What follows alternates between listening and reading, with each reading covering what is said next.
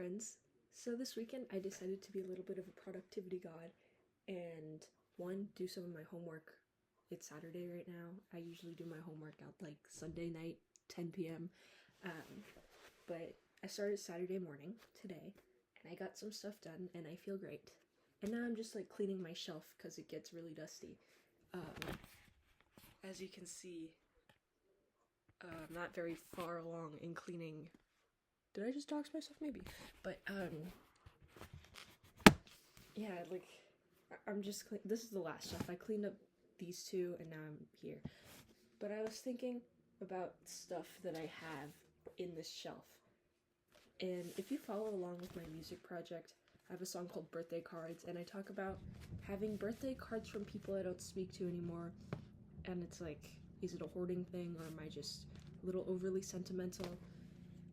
Maybe a little bit of both, but maybe more so on the latter, because, I don't know, I was going through this pile, and I have, like, most of these cards are from people that I, still talk to, a lot of family, a lot of, like, my best friends and things like that, but there will be, like, a couple cards in this pile where I open them, and then I see who it's from, like, and it's this little, like, awkward feeling, I guess, but I think I still keep them because it was from a version of that person that I did know and I did like being around, and I feel weird about letting go of that because,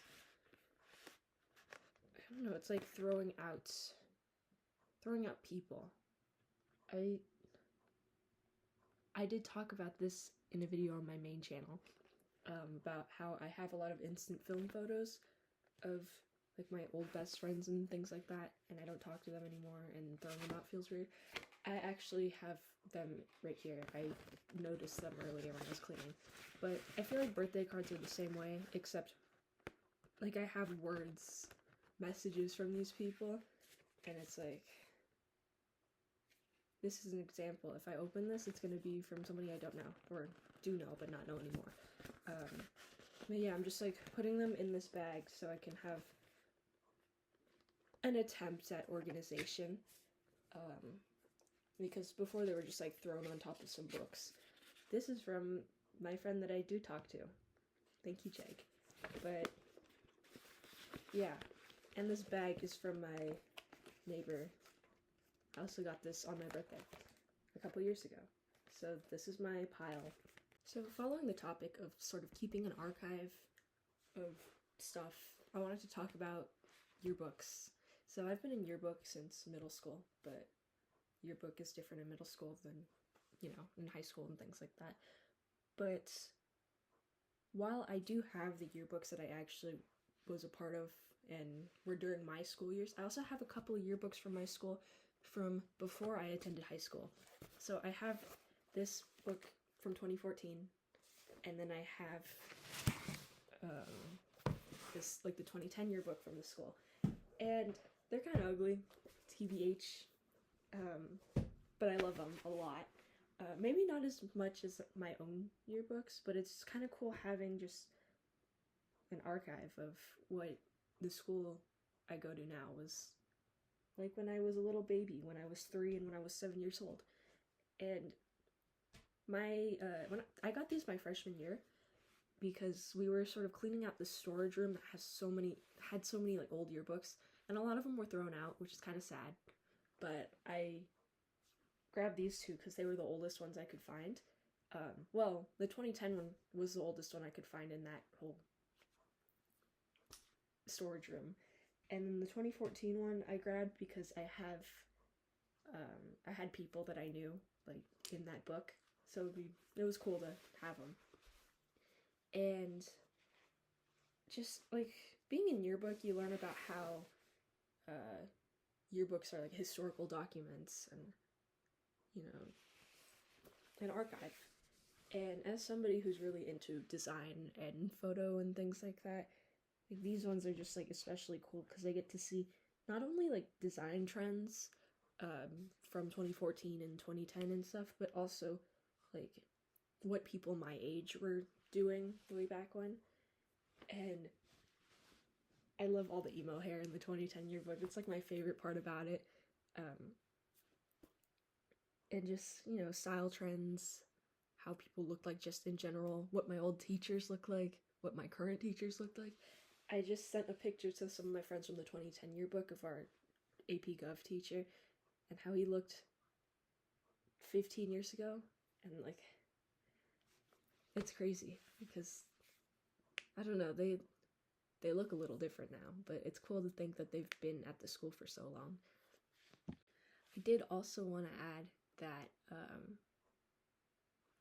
this is like the 10th volume of this yearbook of the publication, and then I also have volume 20 from last school year, from my junior year, and I think that's really cool to sort of have these milestones. And this yearbook that I'm currently working on for my senior year is the 20th anniversary book, 21st one, and that's also cool to not only have but also be a part of, because I get to make a whole bunch of stuff for it, and I can't wait for people to see it. There's this freaking fruit fly that keeps flying around my room, and it's really annoying. So if you see me shooing the air like that, and just know that's why. But I finished cleaning my shelf, and yeah, I did want to talk about just being a senior in general in high school, second semester senior nonsense. You know, I didn't think that the whole senioritis thing was as bad as people were saying, but I get it now. I get it a little bit. I'm still like attending my classes and showing up to school on time and things like that. But that's because, one, I have a sibling who goes to school, and he kind of needs to go to school. So I'm not going to be like, oh, actually, I'm not taking you to school. What kind of sibling does that make me, right? But also because I think I just have like really bad FOMO, like with academics, just like stuff in general with like, yeah, I think I just have like really bad academic FOMO because I like all the times I like miss classes or whatever, I come back and I'm like, I never want to do that again. And so that's kind of what's keeping me holding on, because I do not want to miss a day of freaking AP Calc PC, because if I miss a day of that, then like I'm dead. I'm no more. I'm getting a -5 on that exam as it is. Like if I miss a day of that, especially if it's like lessons and things, like no. I think I'm gonna end the video here. I turned my chair upside down so I could get giant chunks of dust out of it, and I have a pile going on the ground, looking real nasty. My pants are covered in dust.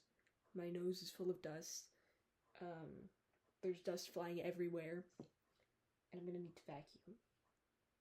And I think that's all I really had to talk about. I do have some artwork that I'm working on for a showcase, and in the next video I'll probably talk about that. But yeah, thank you for watching.